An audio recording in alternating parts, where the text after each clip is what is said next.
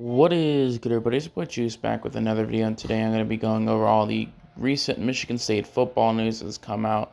We got a lot to go over today, so we're just going to get right into it with the anniversary celebration. Now, there's a lot of stuff to celebrate for the history of Michigan State this year. Not only is it the 100th year anniversary of Spartan Stadium, but it is also the 10-year anniversary of the 2013 Rose Bowl win. This article from Matthew Linsbury of SI.com states, one of the greatest Michigan State football teams of all time, the 2013 Big Ten and Rose Bowl champion squad, will be recognized during the Week 3 matchup of Michigan State and Washington. It can be argued that the 2013 was the best of former head coach Mark D'Antonio's tenure. The Spartans finished the season 13-1 with their lone loss coming in Week 14 at Notre Dame. Michigan State won a perfect 9-0 in Big Ten Conference play, including a 29-6 win over in-state rival Michigan and a 34-24 victory over Ohio State in the Big Ten championship game.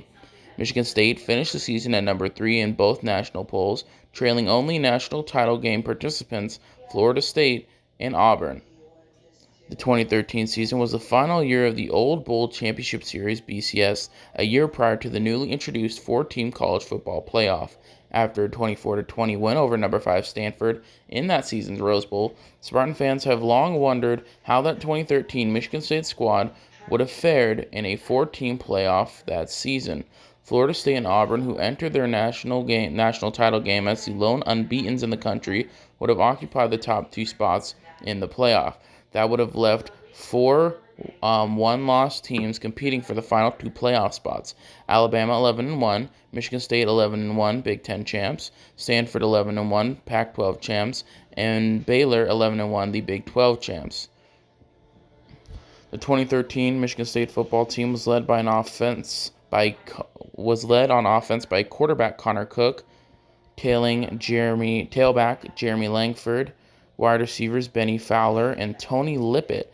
Defensively, the Spartans were loaded with talents in Denikos Allen, Curtis Drummond, Max Bullough, Taiwan Jones, Darquez Denard, Isaiah Lewis, Trey Waynes, Shalik Calhoun, and others. The 2013 team was the second of D'Antonio's 3 Big Ten championship squads, and they represent the pinnacle of that era. They'll get recognized for their accomplishments in Week 3 this season at Spartan Stadium. Obviously, a big anniversary of such a legendary moment, and I mean that year, I think MSU could have fared really well in a 4 playoff system. But other than that, I mean, such a memorable win. And a locker room celebration afterwards, just as great too. After the Rose Bowl, if you haven't seen it, go look it up. I love that video. It's so great, and it's such a good team. Good fond memories of that team as a Spartan fan, for sure.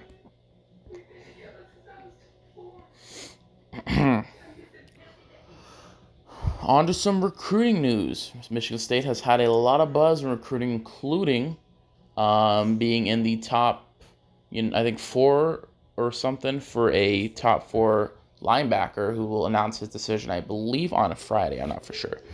But other than that, Michigan State, this is another article for Matthew Linsbury on SI.com, by the way. Michigan State regains commitment from 4-star receiver. Michigan State has regained a commitment from one of its top targets in the 2024 recruiting cycle. On Friday, 4-star River Rouge, Michigan wide receiver Nick Marsh announced he was rejoining MSU's class following his decommitment back on March 7th. The 6-foot, 200-pounder is considered the number 1 overall prospect and number 16th wide receiver in the 2024 class, according to 24/7 Sports composite rankings. Should his commitment hold through to signing day, which is expected, he would be the highest-rated offensive prospect that Michigan State has signed since 5-star Belleville, Michigan offensive tackle Devontae Dobbs in 2019, who went on to, I think he played 1 season, if not half a season for Michigan State before leaving. He was the last big recruit for Mark D'Antonio in 2019. Michigan State was Marsh's first love. He originally committed to the Spartans way back in July of 2022 as the first member of MSU's 2024 class. However, after the Spartans endured a disappointing 5-7 season in 2022, and with other programs showing increased interest, Marsh decided to take a step back and reopen his recruitment to be sure he was making the right decision. Michigan State wide receivers coach Courtney Hawkins stayed in touch with Marsh over the following 3 months, keeping the Spartans near the top of the race for the number 3 high school prospect from the state of Michigan. This past June, Marsh also took visits to Pittsburgh, Penn State, Kansas, and finally Michigan State. The Nittany Lions appeared to have a commanding lead for Marsh following his OV to State College on June 9th, but that changed when Marsh brought his mother, aunt, and grandmother and 2 sisters to East Lansing over the weekend on June 23rd. The appeal of being able to play close at home with his family regularly in attendance at his games was a major factor in allowing Michigan State to bring Marsh back into the fold.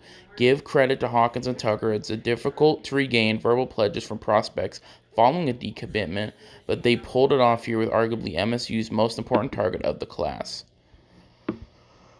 With the addition of Marsh, Michigan State continues its recent hot streak on the recruiting trail. Since the start of June, the Spartans have included 4-star running back Anthony Carey, 3-star quarterback Henry Hasselback, 3-star defensive back Reggie Powers, Justin Denson, Ciara Torrance, and Cameron Campbell, and 3-star offensive linemen Mercer and Charlton Lunweski.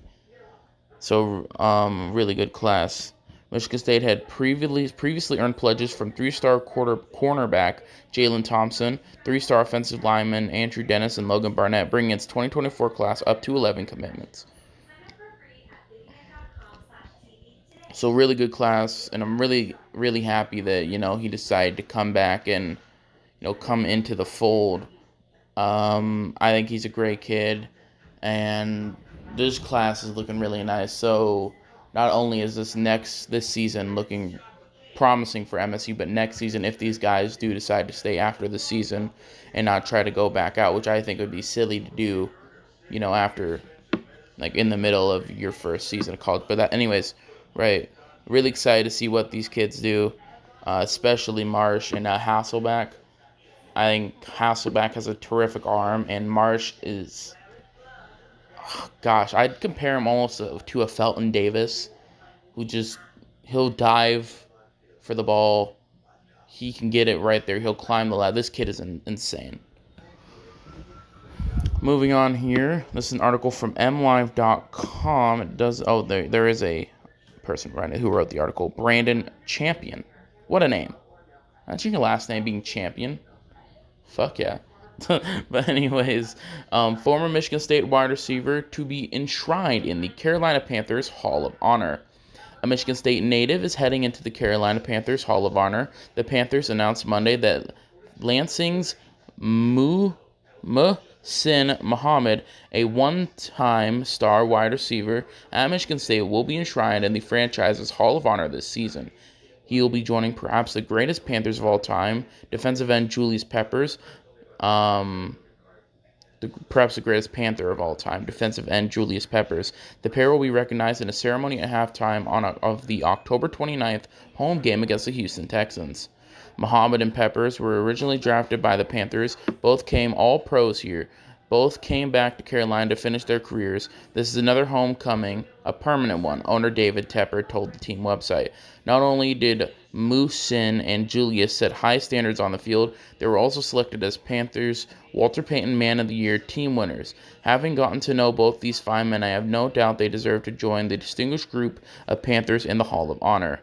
Muhammad, a graduate of Lansing Waverly High School, played for Nick Saban's Michigan State. His breakout season came in 1995 when he had 50 catches for 867 yards and 3 touchdowns while playing with quarterback Tony Banks and another longtime NFL wide receiver Derek Mason. A second-round pick in 1996, Muhammad provided a physical and playmaking receiving threat throughout his career, earning 2 Pro Bowl appearances and All-Pro honors in 2004.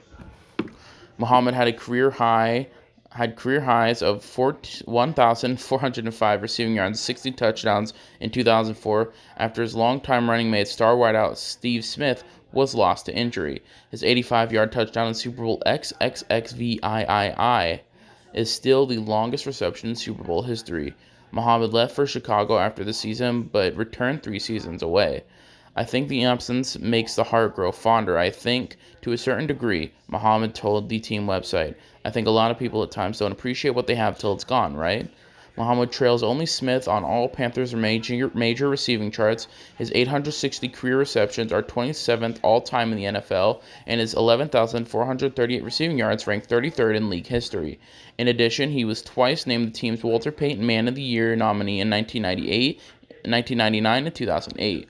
The addition of Muhammad and Peppers to the Hall of Honor brings the total to 9. The Panthers joined the NFL as an expansion team in 1995.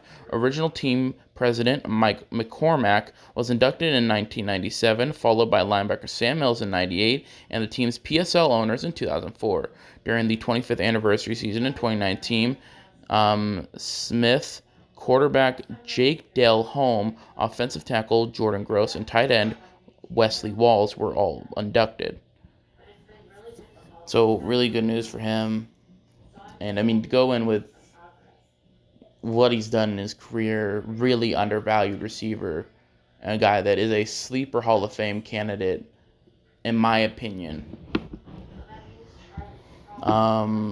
Really good to see this, and can't wait to see that ceremony. Final bit here is the news about Michigan State. This is from Nick Lumberg and Amalia, Mendina from StateNews.com. It's about backlash with Michigan State following their announcement to move the final game of the year to Ford Field against Penn State. Of course, this would affect season ticket holders and all that. Michigan State University football released details regarding the final game of the regular season, but the decision proved to be controversial as fans quickly took to social media to both criticize and praise the move. The game will be on Black Friday, November 24th, against the Penn State Nittany Lions at Ford Field in Detroit. It'll have a primetime kickoff set for 7:30 p.m. and will be televised on NBC and streamed on Peacock. Athletic Director Alan Haller said in the release that the move was made in part because the matchup fell on a holiday weekend. Southeast Michigan is home to 100,000 alums, nearly 50% of our students' body, and countless more Spartan fans. Haller said, "Our men's basketball team has experienced tremendous support in Detroit, both at Ford Field and Little Caesars Arena, and we're excited to bring Spartan football to our fans in the Motor City. We anticipate that the experience will be so much more than a football game for our Spartan faithful." Haller said the decision was given careful consideration because of its impact on the fans. However, season ticket holders, he said, would have a strong collection of 6 home games, the same number as the 2021 season. This is the first time since 2010 that the Green and White will return to Ford Field. The Spartans are 2-0 all-time in the city of Detroit when they defeated Florida Atlantic University 30-17 13 years ago and blanked Wayne State 32-0 back in 1944 at the University of Detroit Stadium. Some took to social media with issue to the fact that the game will no longer be a part of the season ticket schedule. Instead, Spartan Fund donors and season ticket holders will be able to purchase tickets in Spartan Fund donor priority order. There will also be a designated section at the stadium for MSU with priority given to students who have a season pass. On-sale dates for tickets are yet to be announced, and they were announced, and I won't go over that because it's such a long thing. You can look it up if you want. I might put it in the description. I don't know. Even though refunds will be issued to students, season pass owners, and season ticket holders, fans were not happy to lose a typical home game in East Lansing. Instagram users expressed their discontent under the social media announcement across various platforms. "This was supposed to be my last home game as a student," one commenter wrote. "They took a home game from a season ticket holder and student athletes," a Twitter user wrote. "It also took home field advantage away, opening a door for way more PSU fans. Maybe it's an okay business decision, but it's a bad fan/football decision." Fans said the move was also a disservice to seniors who will be celebrating senior night at the game. "I bet the seniors are ecstatic. Think about it, senior night, their last game in the jersey, walking out of the tunnel to Ford Field," like a Spart, then cut out themselves off for the first time ever. "Sick, chills, an experience they will talk about forever." Negatively. "It's all about money, probably, but sheesh, taking away senior day at Sparty Stadium from the seniors is a heck of a decision," another person tweeted. Others complained about playing in an indoor stadium, claiming snow is an iconic aspect of the aspect of the final Big Ten games. The best thing about this game is the weather, a fan wrote under the Instagram announcement. Absolute snowfest, and if you don't love that, go to any other game during the season. This game is meant to be played in EL. Fans were also upset because the game will displace high school football state championships and will not be held on a typical Saturday, as well as the fact that Ford Field holds fewer people. Though many sports fanatics were upset with the decision, others rejoiced and defended it. Ford Field is awesome, and this will be a cool opportunity for players and fans, one Twitter user wrote. Some said the move will not have a negative impact because college students will be home for Thanksgiving break during that time. Others argued that since such a large number of MSU students and fans are from the Metro Detroit area, it will be easier for them to come. Takes away a home game. Spartan Stadium would have been a ghost town for that game. This is a great move. In the press release, MSU football head coach Mel Tucker shared his opinion regarding the decision. This is an exciting opportunity for our program to play in a prime time on holiday weekend, Tucker said. Our players will be able to compete in an NFL environment while being showcased in the national spotlight. I'm looking forward to our fans creating a loud atmosphere and giving us a home field advantage at Ford Field. And that was the article there. Now, me personally, I'm a fan of this. I'm a huge fan of this decision. Now, I get why some people wouldn't be, especially those who have season tickets. But I think that this will be a huge, and if it is as big of a success as they think it will be, this is going to be a terrific game. I think that you should, excuse me, I think that you should give the majority tickets, like maybe 65 to 70% tickets to MSU. Nah, probably like 60%, just to replace, that home game kind of vibe. But I think it's a great decision. I'm all for it. I think the atmosphere will be great. Like, oh, in the snow, I don't care. All right, this is gonna be a good experience for these players. I think they're gonna remember it for their lifetime, and it's gonna be great. But that is all I have for you today. So thank you guys so much for watching this video. Remember to leave a like, hit the subscribe button, tell me what you're feeling about this Michigan State upcoming season. And I might release a video of a prediction for the season coming up later on. I'm not sure. And yeah, but more to come. Thank you guys so much for watching. I will see you all in the next one. Have a blessed day. God bless. And